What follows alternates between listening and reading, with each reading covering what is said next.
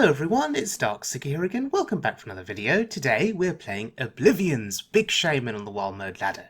Now the last time I played Big Shaman was back in July. I played a deck by Hijo, and Hijo's deck had Yasharaj, Double Scrapyard Colossus, Colossus of the Moon, Walking Fountain, 2 copies, and Double Muck Morpher.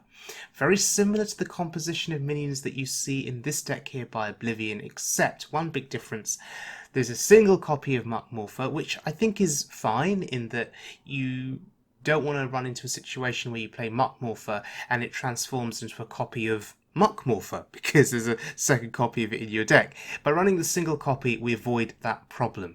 The other big difference between this deck and the deck I played in July is this deck runs the Lich King. Immediately, that has garnered my interest. I'm a big fan of the Lich King. It's a taunt, and if it sticks on the board for a couple of turns, the value you can get can be game winning, okay, and it can make all the difference in terms of getting you back into a game at the very least.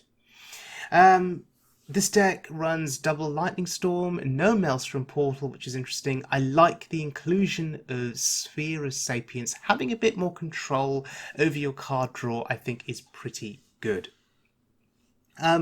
This deck, I guess, as with most builds of Big Shaman, they excel against aggro. If you could cheat out Walking Fountain through Eureka or Muck Morpher or through Ancestor's Call, and you do that early in the game to contest low attack, low health, aggressive minions on your opponent's side of the board, that can just be game winning.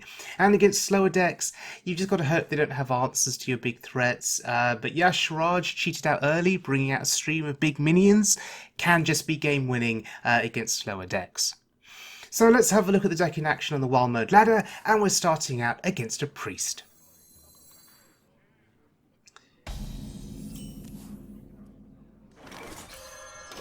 Okay, so Sphere of Sapience.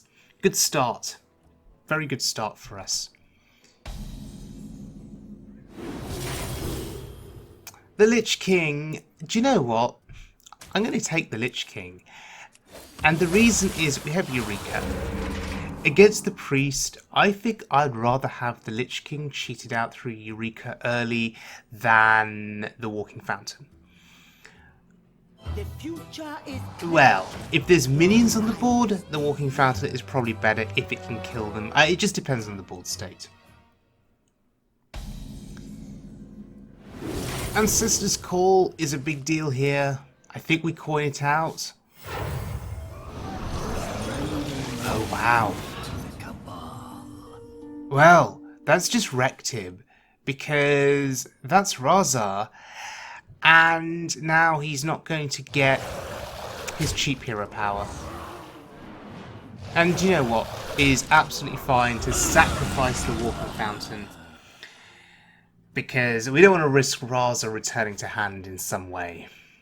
So this is actually a situation where Walking Fountain was better than the Lich King. I immediately looked at the Lich King and looked at the stats, 8/8, taunt, value at the end of each turn. Immediately looked at that and thought, hey, that's going to be good. That's going to be better than the Fountain. Turns out, the Fountain was better in the end. The Wind Fury capability there with Rush did allow me to kill Raza, so that was good. A liberal use there of Devolve, one target, I think it was fine. I'm just building up to this Eureka turn on turn 6, so now we will get the Lich King out, and I think that's going to be a big deal.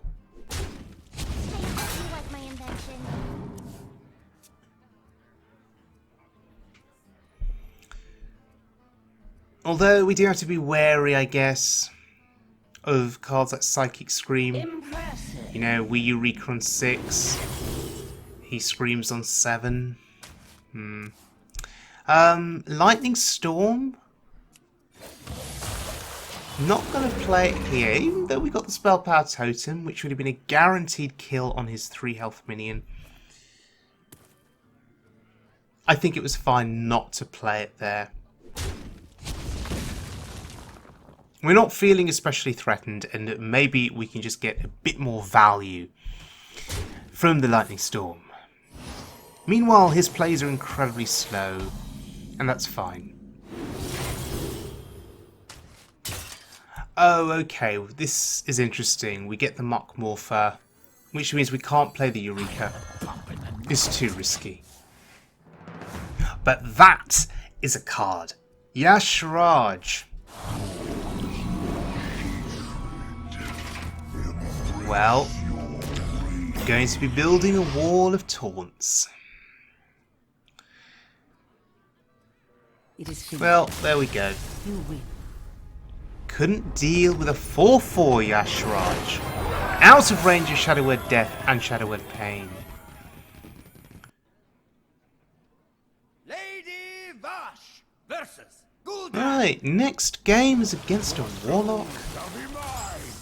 Your time ends now. Didn't get a chance to play the Lich King in the previous game, and maybe we'll get a chance in this game.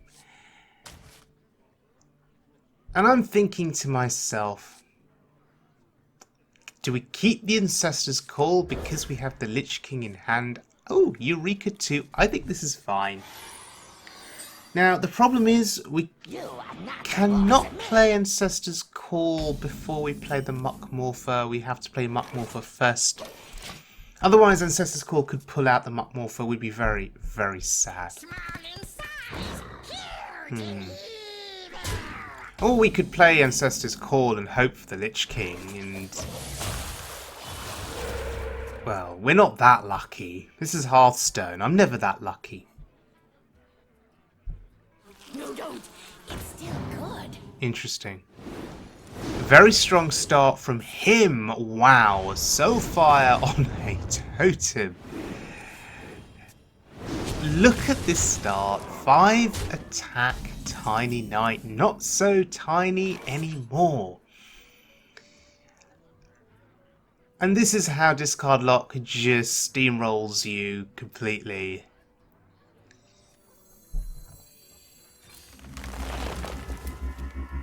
That's pretty good.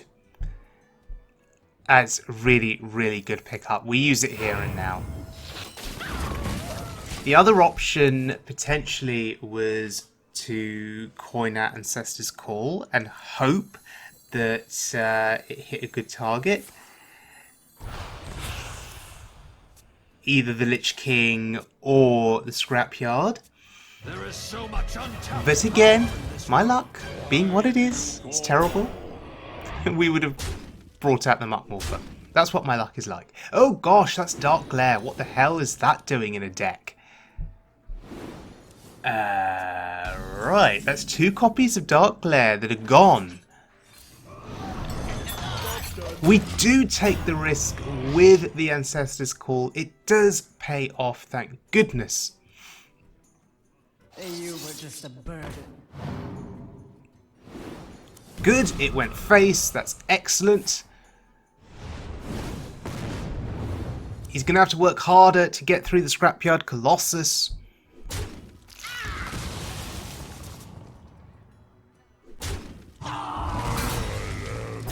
Keep trading.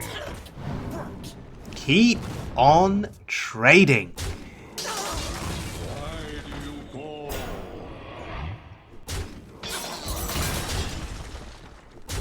Alright, so, Muck Morpher, do your thing. Give me something good, please. You know what I want? I want Yashraj. That'll do.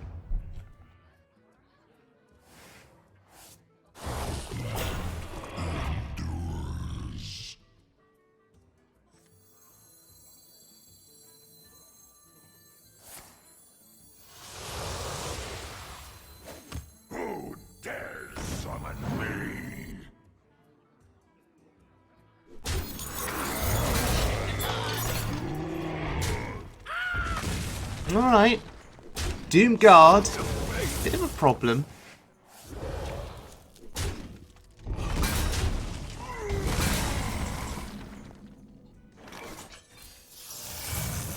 Okay, less of a problem.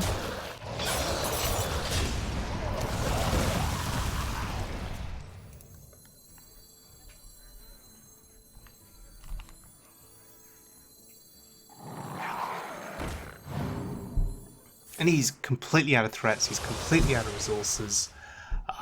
We just win the game from here. At this health total, yeah, we just win the game.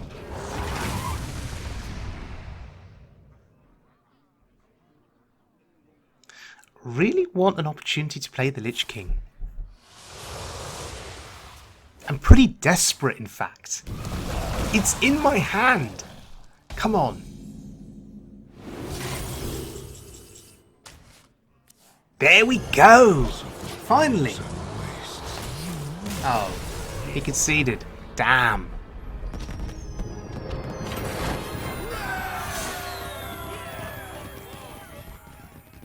Okay, our next game is against a rogue, and once again we get Sphere of Sapience for turn 1. That makes us very, very happy. I'm a massive, massive fan of this card. Muckmorpher, pretty good. So, it's not an odd rogue, which must mean it's Kingsbane. And indeed, of course, he has it on turn 1, but he attacks space. Is that correct? Surely you'd want to wait to buff the weapon, and I don't know. I'm not an experienced rogue player by any means, so maybe he doesn't have a buff available and he's just thinking to himself, I'll use up the weapon charges now and then just redraw the weapon later, buff it later. Maybe that's what he's thinking.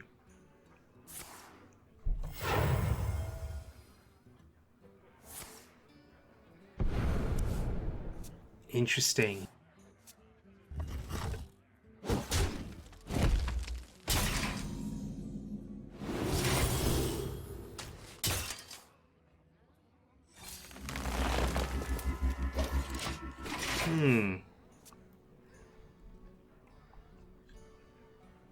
Is raiding party is something you want to save for when you need to draw the weapon?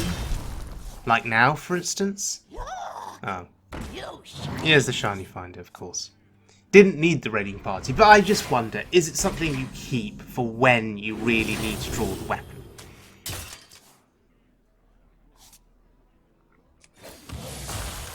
Really slow turns for us here, and using Torrent there,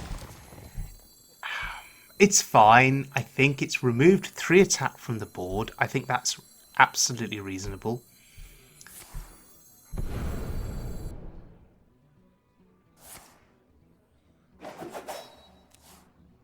Still not buffed his weapon. Pirates away! Pirates Oh god. away! Wow, this Kingsbane really just being used as a 1-attack weapon. Poking us very gently in the face. And you know, just be used to remove small minions on my side of the board.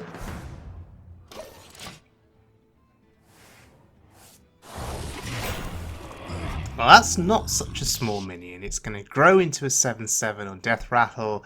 Do you have sap? That's the question. Oh, of course you do. They always have the answers when they need the answers. Blood and plunder. It's okay though, because we do have the Lightning Storm. And I think that's going to get us back into this game for sure. Agatha Scheme is a really nice pickup too for later. Of course, we don't get the full board clear. Of course, why would we get a full board clear? We are just not that lucky at the game. Doesn't matter. Look at all the healing that we have in our hand. We can withstand the hits from Kingsbane. Now that he's actually going to buff it. It's got 2 attack. Still not that threatening, I guess.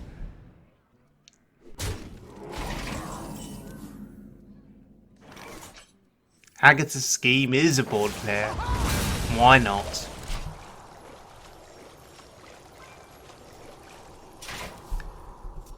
Slowly but surely running out of resources. Oh, finally gets the deadly poison buff.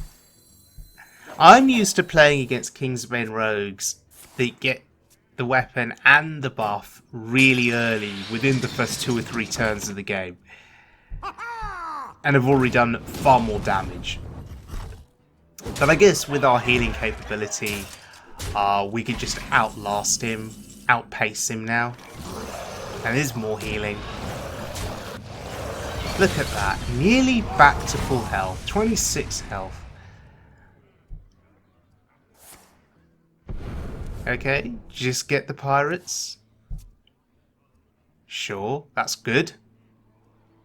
One less opportunity for you to be drawing a weapon in the future by using Raiding Party there. Love the feel of wind in me sails. This is fine, don't care about this.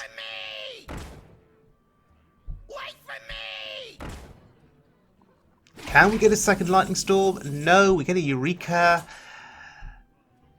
That's fine, I guess.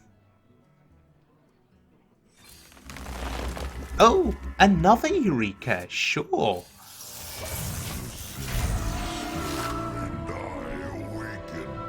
And that's 10 attack. Unless you've got a second sap, that's going to start smashing your face. And you're going to be dead. Soon. Do we need to use our healing here? How threatened do we feel?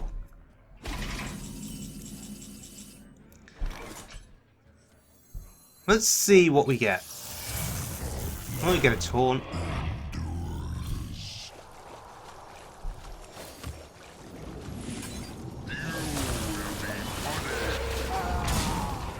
What else are we going to use that torrent on? It's overkill massively, but what else are we going to use it on? And I suspect this will now be a concede. There is no way of coming back from this. Even sap. What do you sap? Do you sap the 10-10 because it's got 10 attack? Or do you sap the 7-7 because it's a taunt? Impressive. Yeah, game over.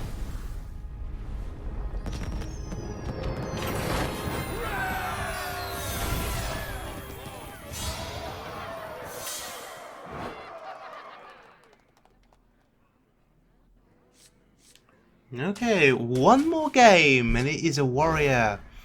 So, pirate warrior? Is that what we're up against here? It could be bomb warrior, I guess.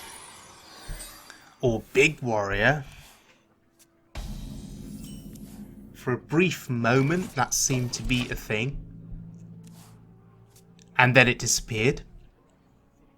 Yeah, it's pirate warrior. Sure. Wait a second. Oh, okay. Oh, God. For a moment, I thought Patches was in hand. It's just a delayed animation.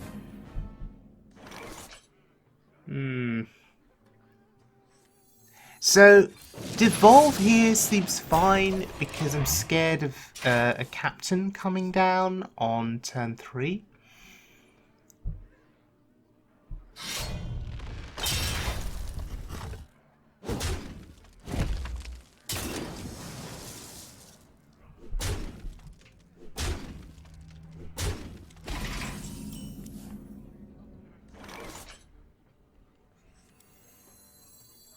This could be a board clear. Leave none standing. Do we get lucky? Of course. Just like with the other game. 2 damage to the 3 health minion. Of course. And we are actually overloaded going into next turn.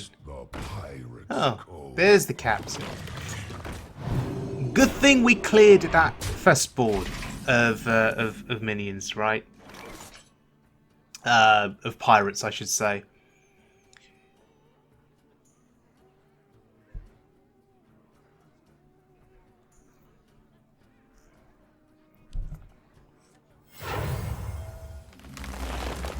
That's beautiful.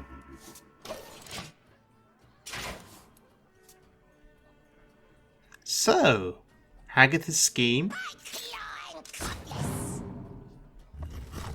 I guess, would be fine.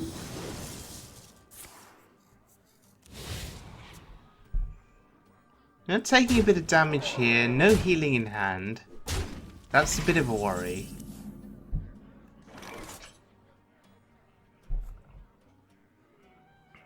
Is it Hagatha's scheme or is it Eureka? I think it has to be the scheme.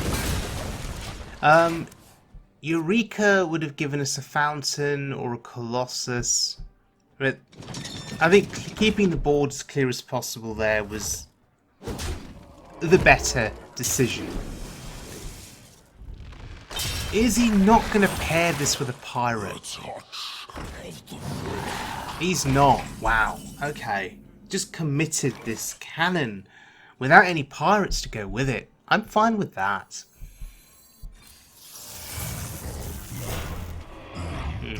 I actually wanted the walking fountain there, but this is actually really, really good. Just a wall of taunts. Face tank. Ouch, that's 7 to the face. Pretty good going. Ooh, cannon shot to the face too. From nothing, power. What do I need to worry about, I think is the question. Do I even need to worry?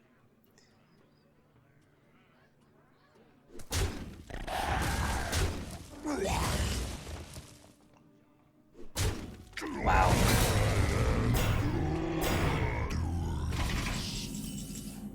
We have another shot at Eureka here. But actually, I think this is better.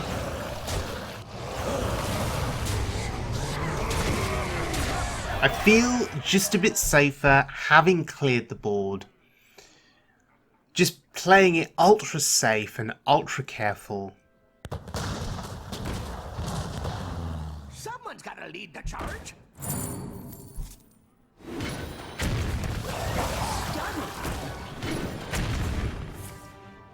And the best way to have cleared the board and pushed the damage face was to have coined out the fountain rather than playing Eureka. Because Eureka could have got us a static taunt. The Colossus or the Lich King wouldn't have had the rush and the Wind Fury effect on it to clear the minions. Anyway, Oblivion's Big Shaman. Ladies and gentlemen, this deck has been doing well for me on the ladder. I'm really quite confident in the fact that if you're facing aggro, you stand a bloody good chance of winning, as you have seen through this video.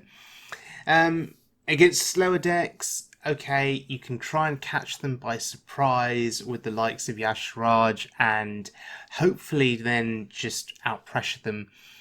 I wish I'd caught this on recorded footage. Unfortunately, I didn't, but there was a priest that played Dirty Rat, and the rat brought out Y'Shaarj, and he conceded. In fact, I've been playing this deck now for a couple of weeks, and I think that that's happened twice to me over 2 weeks. That Dirty Rat can just be their undoing. Particularly when they play a rat on curve on turn 2, and then they have absolutely zero answer for the Y'Shaarj that comes down onto the board, and they just concede. It's actually hilarious. Honestly, priests should know better. If they're facing a shaman and it's not an even shaman, they should know it's probably a big shaman. So dirty ratting on 2 just does not seem like a sound idea at all. Anyway. Thank you very much for joining me, everyone. I hope you enjoyed the video. Thank you very much to Oblivion for the deck. And if you want to read a detailed deck guide, please check out the link to the Reddit post, which is in the video description. And you can find out more about how to play the deck and what the different strategies are. So, thanks for joining me, everyone. And I will see you all again very soon, as always, for more Wild Mode fun.